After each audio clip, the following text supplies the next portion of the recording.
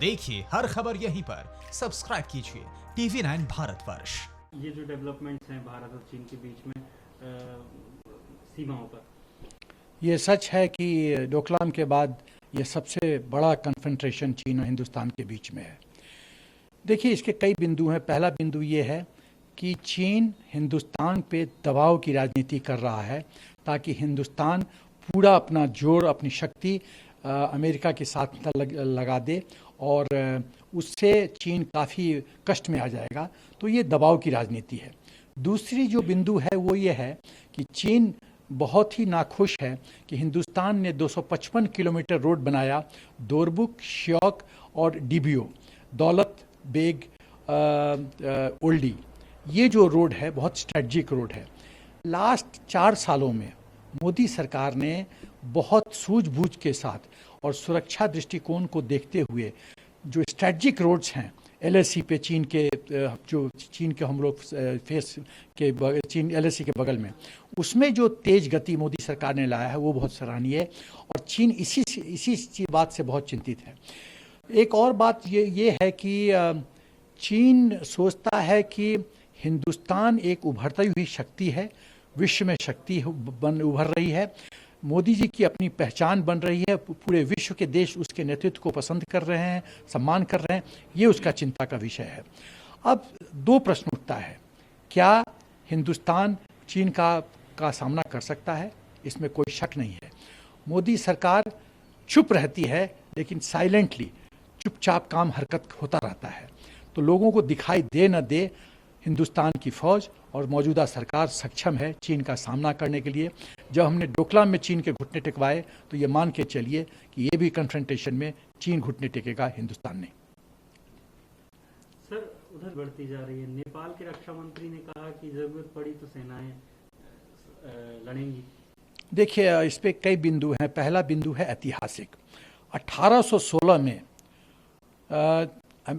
जो उस समय ब्रिटेन का, इंग्लैंड का राज था हिंदुस्तान पे, तो सुकोली जो संधि हुई थी गुरखास के बीच में, जब एंग्लो गुरखा वॉर हुआ था तो गुरखा लोग हार गए थे 1816 में, तो संधि हुई। सुगौली एक क्षेत्र है बिहार में, चंपारण में। सुगौली संधि के तहत जो रिवर डिमार्केशन हुआ था बाउंड्री के रूप में, वो था लिपुलेक और महाकाली और मेची। तो वो जो रिस्ट्रिक्टेड क्षेत्र हुआ था नेपाल का, वो था महाकाली नदी और मेची। सवाल है कि महाकाली के 3 ब्रांचेज हैं। एक ब्रांच है जो हिंदुस्तान कहता है कि हिंदुस्तान का प्रभुत्व लिपुलेक तक है। नेपाल कहता है कि उसका प्रभुत्व, नेपाल का प्रभुत्व है अंधूरा लिम्पिया अधूरा ब्रांच तक। तो यही जो विवाद का विषय है। तो ऐतिहासिक दृष्टिकोण से विवाद ये है। अब सवाल आता है कि अचानक नेपाल क्यों एग्रेसिव मोड में आया है, आक्रामक मोड में आया है?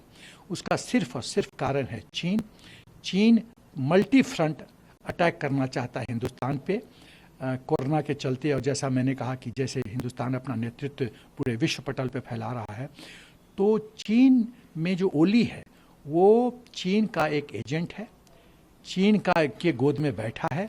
चीन जो कहता है वही करता है वो। तो चीन चाहे अरुणाचल प्रदेश हो, चाहे लद्दाख हो, चाहे अब नेपाल नया फ्रंट खोला है, तो ये मल्टी फ्रंट जो चीन खोल रहा है हिंदुस्तान के प्रति अटैक करने का और उसकी जो ध्यान है भ्रमित करने का, ये चीन की स्ट्रेटजी है। और चीन की एक और स्ट्रेटजी है, 2 कदम आगे 1 कदम पीछे। भौगोलिक विस्तारवाद चीन की सोच है, उसकी वेल प्लान्ड स्ट्रेटजी है। ये मोदी सरकार इस बात को समझती है, मोदी जी इस बात को समझते हैं। तो ये आज का हिंदुस्तान 1962 का हिंदुस्तान नहीं है और हिंदुस्तान सक्षम है कि चीन की ये सब शरारतें, जो शतरंज के चाल चीन खेलता है, उसको शह और मात देने की शक्ति हिंदुस्तान का नेतृत्व और हिंदुस्तान की फौज। अड़ी सोमवार से शुक्रवार शाम 6 बजे सिर्फ TV9 भारतवर्ष पर।